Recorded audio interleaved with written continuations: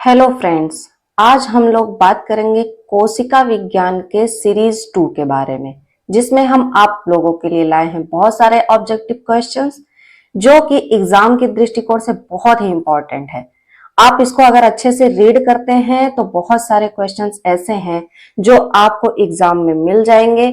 आपको exam crack करने में बहुत ही आसानी होगी, इसलिए आप इस वीडियो को जरूर देखिएगा। चलिए स्टार्ट करते हैं। तो पहला क्वेश्चन कह रहा है कि कौन सी कोशिका मानव शरीर में सबसे लंबी होती है। ऑप्शंस दिए गए हैं। मांसपेशी कोशिकाएं, बी है तंत्रिका कोशिकाएं, सी है अस्थि कोशिकाएं और डी है ग्रंथि कोशिकाएं। इसका हमारा आंसर क्या हो जाएगा? तंत्रिका कोशिकाएं, ऑप्शन बी। चलिए अगले क्वेश्चन की तरफ आगे बढ़े।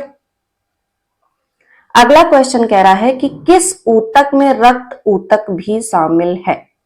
किस ऊतक में रक्त ऊतक भी शामिल है? ऑप्शंस देखते हैं। ऑप्शन है हमारे मांसपेशी ऊतक, बी है संयोजी ऊतक, सी है उपकला ऊतक और डी है तंत्रिका ऊतक। इसमें हमारा आंसर हो जाएगा ऑप्शन बी, संयोजी ऊतक। नेक्स्ट क्वेश्चन की तरफ आगे बढ़ें तो नेक्स्ट कह रहा है इनमें से कौन सा चिकनी पेशी वाले अंग का उदाहरण है। ऑप्शंस देखते हैं। ए है आंख की पुतली, बी है केवल ब्रॉन्ची, सी है केवल गर्भाशय और डी है उपरोक्त सभी। इसमें हमारा आंसर हो जाएगा उपरोक्त सभी, जो कि सारे क्या है, सारे हमारे ऑप्शंस सही है, इसलिए ऑप्शन डी हमारा सही आंसर हो जाएगा, उपरोक्त सभी। नेक्स्ट क्वेश्चन देखते हैं। क्या कह रहा है कि किस कोशिकांग में डीएनए नहीं होता है। ऑप्शंस देखते हैं। ऑप्शन है नाभिक, बी है माइटोकॉन्ड्रिया, सी है लाइसोसोम और डी है क्लोरोप्लास्ट। इसका हमारा आंसर क्या हो जाएगा? लाइसोसोम। अगला क्वेश्चन देखते हैं। अगला क्वेश्चन क्या कह रहा है कि पादप कोशिका की यह संरचना निर्जीव होती है। ऑप्शन है नाभिक, बी है कोशिका भित्ति, सी है साइटोप्लाज्म, डी है माइटोकॉन्ड्रियन। इसमें हमारा आंसर हो जाएगा ऑप्शन नंबर बी, कोशिका भित्ति। नेक्स्ट क्वेश्चन देखें तो नेक्स्ट क्वेश्चन क्या कह रहा है कि मानव गॉल की कोशिकाओं और प्याज के छिलके की कोशिकाओं के बीच मुख्य अंतर है। ऑप्शंस देखते हैं। ए कह रहा है कि प्याज के छिलके की कोशिकाओं में कोशिका भित्ति की उपस्थिति, बी कह रहा है प्याज के छिलके की कोशिकाओं में माइटोकॉन्ड्रिया की उपस्थिति, सी कह रहा है गाल की कोशिकाओं में एंडोप्लाज्मिक रेटिकुलम की अनुपस्थिति, डी कह रहा है गाल की कोशिकाओं में प्लाज्मा झिल्ली की अनुपस्थिति। तो इसका हमारा सही आंसर हो जाएगा प्याज के छिलके की कोशिकाओं में कोशिका भित्ति की उपस्थिति, ऑप्शन ए, जो कि हमारा राइट आंसर है। नेक्स्ट क्वेश्चन की तरफ आगे बढ़ें तो कह रहा है कि जेली जैसा पदार्थ प्लाज्मा झिल्ली के अंदर होता है जिसमें सभी कोशिका अंग तैरते रहते हैं, क्या कहते हैं।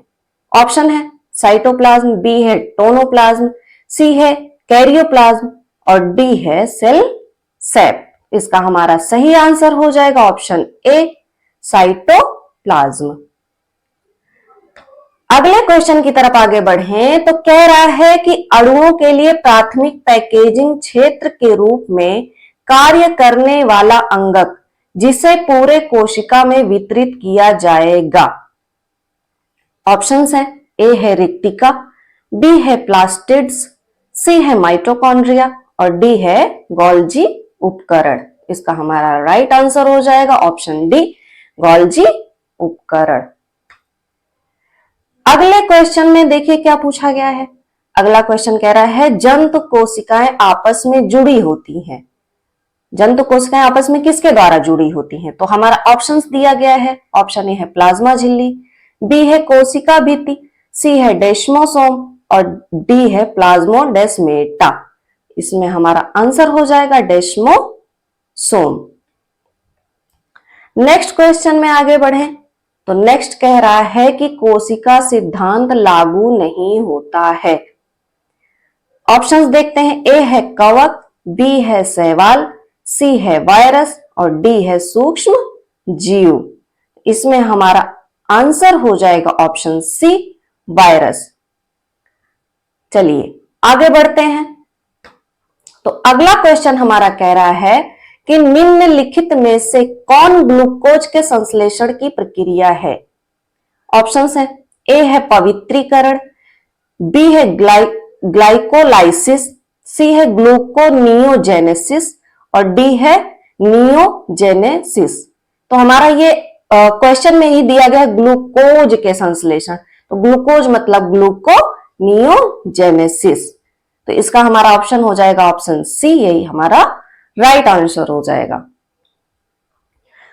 नेक्स्ट क्वेश्चन में देखें तो नेक्स्ट कह रहा है कि निम्नलिखित में से कौन सी साइट लैंप ब्रश क्रोमोसोम में लूप्स द्वारा दर्शाई जाती है। तो हमारे ऑप्शंस दिए गए हैं। ए है क्रॉसिंग ओवर, बी है कोशिका विभाजन, सी है प्रतिकृति और डी है प्रतिलेखन। तो इसका हमारा राइट आंसर हो जाएगा ऑप्शन डी, प्रतिलेखन।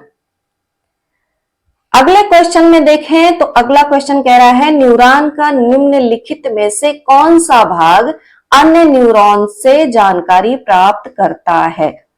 ऑप्शंस दिए गए हैं। माइलिन शीथ, बी है डेंड्रॉइड, सी है सेल बॉडी और डी है एक्सॉन। तो हमारा इसमें राइट आंसर हो जाएगा ऑप्शन बी, डेंड्रॉइड, जो कि हमारा करेक्ट होगा। नेक्स्ट क्वेश्चन में देखते हैं तो नेक्स्ट कह रहा है कि 1965 में कोशिका की खोज किसने की थी। तो ऑप्शन है इसमें हमारा रॉबर्ट हुक, बी है रॉबर्ट क्रुक, सी है डेविड थॉमसन और डी है मैरी फ्रैंकोइस। तो ये तो बहुत ही नॉर्मल है, आपको सबको पता होगा कि हमारा ऑप्शन ए सही होगा, जो कि है रॉबर्ट हुक, जो कि हमारा करेक्ट आंसर हो जाएगा। अगले क्वेश्चन में देखते हैं तो अगला कह रहा है कि कोशिका में वितरित होने वाले अणुओं के लिए प्राथमिक पैकेजिंग एरिया का काम करने वाले अंग का नाम बताएं। तो इसमें हमारे ऑप्शंस दिए गए हैं। ए है माइटोकॉन्ड्रिया, बी है प्लास्टिड्स, सी है गोल्जी ऑपरेटस और डी है रिक्तिका। तो हमारा इसका आंसर हो जाएगा Golgi apparatus, option C is right answer. अगले क्वेश्चन में देखें तो अगला कह रहा है कि कोशिका की सबसे बाहरी दीवार का नाम बताएं। तो इसमें हमारा ऑप्शंस दिया गया है। ए है प्लाज्मा झिल्ली, बी है साइटोप्लाज्म, सी है नाभिक झिल्ली, डी है इनमें से कोई नहीं। तो इसमें हमारा आंसर हो जाएगा प्लाज्मा झिल्ली, जो कि हमारा है ऑप्शन ए। नेक्स्ट क्वेश्चन की तरफ आगे बढ़ें तो कह रहा है कि उस प्रक्रिया का नाम बताएं जिसमें कोशिकाओं द्वारा पदार्थ का अंतर्ग्रहण प्लाज्मा झिल्ली द्वारा होता है। तो इसमें हमारा ऑप्शंस दिया गया है विसर्जन, बी है प्रसार, सी है ऑस्मोसिस, डी है एंडोसाइटोसिस। तो इसमें हमारा राइट आंसर हो जाएगा ऑप्शन डी, एंडोसाइटोसिस, जो कि हमारा ऑप्शन डी है वो करेक्ट आंसर हो जाएगा। अगला क्वेश्चन देखें तो कह रहा है कि निम्नलिखित में से कौन सा कथन अंगों के बारे में सही नहीं है। ए है ये सभी यूकैरियोटिक कोशिकाओं में पाए जाते हैं, बी है ये बहुकोशिकीय जीवों में पाए जाते हैं, सी है ये कोशिका उत्पादन के लिए समन्वय करते हैं, डी है ये छोटे आकार के होते हैं और ज्यादातर आंतरिक होते हैं। तो इसका हमारा आंसर हो जाएगा ऑप्शन बी, ये बहुकोशिकीय जीवों में पाए जाते हैं, जो कि हमारा क्या होगा राइट आंसर हो जाएगा। चलिए आगे बढ़ते हैं, आगे क्वेश्चंस और देखते हैं, और भी बहुत ही इंपॉर्टेंट क्वेश्चंस हैं। क्वेश्चन नंबर देखिए उसका, फिर उस प्रक्रिया का नाम बताएं जिसमें अर्धपारगम्य झिल्ली के माध्यम से पानी उच्च सांद्रता वाले क्षेत्र से कम सांद्रता वाले क्षेत्र में जाता है। तो ऑप्शंस इसमें दिए गए हैं। प्रसार, बी है ऑस्मोसिस, ऑप्शन सी है ए और बी दोनों, ऑप्शन डी है ना तो ए और ना ही बी। इसमें हमारा राइट आंसर हो जाएगा ऑप्शन बी, ऑस्मोसिस। अगले क्वेश्चन की तरफ आगे बढ़ें तो अगला कह रहा है कि एक जीव का नाम बताए जो एकल गुणसूत्र वाला होता है और उसमें कोशिका का विभाजन, विखंडन या बंडिंग के माध्यम से होता है। तो ऑप्शन हमारा देखा, यूकैरियोट्स, बी है प्रोकैरियोट्स, सी है बैक्टीरिया, डी है आदिम जीव। इसमें हमारे आंसर हो जाएंगे ऑप्शन बी प्रोकैरियोट्स, जो कि हमारा राइट आंसर। आगे बढ़ते हैं, आप अच्छे से इसको देखते जाइए, आपको बहुत सारे क्वेश्चंस ऐसे ही इंपॉर्टेंट मिलते जाएंगे। देखिए क्वेश्चन कह रहा है कि उस प्रक्रिया का नाम बताएं जिसमें पुटिका की झिल्ली प्लाज्मा झिल्ली के साथ मिलती है और अपने पदार्थ को आसपास के माध्यम में डाल देती है। ए है एक्सोसाइटोसिस, बी है एंडोसाइटोसिस, सी है ऑस्मोसिस और डी है प्रसार। इसका हमारा राइट आंसर हो जाएगा ऑप्शन ए एक्सोसाइटोसिस। चलिए आगे बढ़ें। नेक्स्ट क्वेश्चन कह रहा है ब्लू ग्रीन शैवाल होते हैं। ए है प्रोकैरियोट्स, बी है यूकैरियोट्स, सी है ए और बी दोनों, डी है ना तो ए और ना ही बी। तो इसका हमारा राइट आंसर हो जाएगा जो ब्लू ग्रीन शैवाल होते हैं वो क्या होते हैं, वो प्रोकैरियोट्स होते हैं, जो कि हमारा ऑप्शन ए राइट आंसर हो जाएगा। आगे देखते हैं, कोशिकाओं का निरीक्षण करने के लिए निम्नलिखित में से किस उपकरण का उपयोग किया जा सकता है। ऑप्शंस हमारे हैं बैरोमीटर, बी है माइक्रोस्कोप, सी है पेरिस्कोप, डी है टेलीस्कोप। तो ये तो आपको सबको पता है कि जो हमारा कोशिकाओं का निरीक्षण करने के लिए जिस उपकरण का उपयोग किया जाता है उसको क्या बोलते हैं, माइक्रोस्कोप। राइट आंसर हो जाएगा हमारा ऑप्शन बी। आगे बढ़ें तो अगला क्वेश्चन कह रहा है कि निम्नलिखित में से किस वैज्ञानिक ने कार्क स्लाइस में कोशिकाओं की खोज की। इसमें हमारा ऑप्शंस दिया गया है Louis Pasteur, Antonie van Leeuwenhoek, C है कार्ल लिनियस, डी है रॉबर्ट हुक। तो इसमें हमारा आंसर हो जाएगा ऑप्शन डी रॉबर्ट हुक। अगला क्वेश्चन देखते हैं क्या कह रहा है, एंडोप्लाज्मिक रेटिकुलम के बारे में निम्नलिखित में से कौन सा कथन गलत है। तो हमारा इसमें ऑप्शंस दिया गया है, यह लिपिड संश्लेषण में शामिल है, बी है यह राइबोसोम संश्लेषण में शामिल है, सी है यह सेल का डाकघर है, डी है विषहरण रसायनों में शामिल। तो इसमें हमारा आंसर हो जाएगा यह सेल का डाकघर है, जो कि हमारा option C is the right answer. आगे बढ़ते हैं तो अगला क्वेश्चन कह रहा है कि निम्नलिखित में से कौन सा लाइसोसोम का कार्य नहीं है। ऑप्शन हमारा दिया गया है भोजन के कणों का टूटना, बी है रोग जनकों के खिलाफ सुरक्षा, सी है प्रकाश संश्लेषण, डी है घिसी पिटी कोशिकाओं को पचाना। तो इसमें हमारा आंसर हो जाएगा ऑप्शन सी प्रकाश संश्लेषण करना, जो कि लाइसोसोम का कार्य नहीं है। आगे बढ़ते हैं, अगला क्वेश्चन कह रहा है कि निम्नलिखित में से कौन कोशिका का निर्जीव भाग है। ऑप्शन हमारा है कोशिका झिल्ली, बी है साइटोप्लाज्म, सी है माइटोकॉन्ड्रियन और डी है कोशिका भित्ति। तो इसमें हमारा राइट आंसर हो जाएगा कोशिका भित्ति, जो कि है ऑप्शन डी। अगला क्वेश्चन कह रहा है कि स्यूडोपोडिया क्या है। ऑप्शन इसमें हमारा दिया गया है अमीबा की रिक्तिका, अमीबा के झूठे पैर, अमीबा का हृदय या अमीबा की आंख।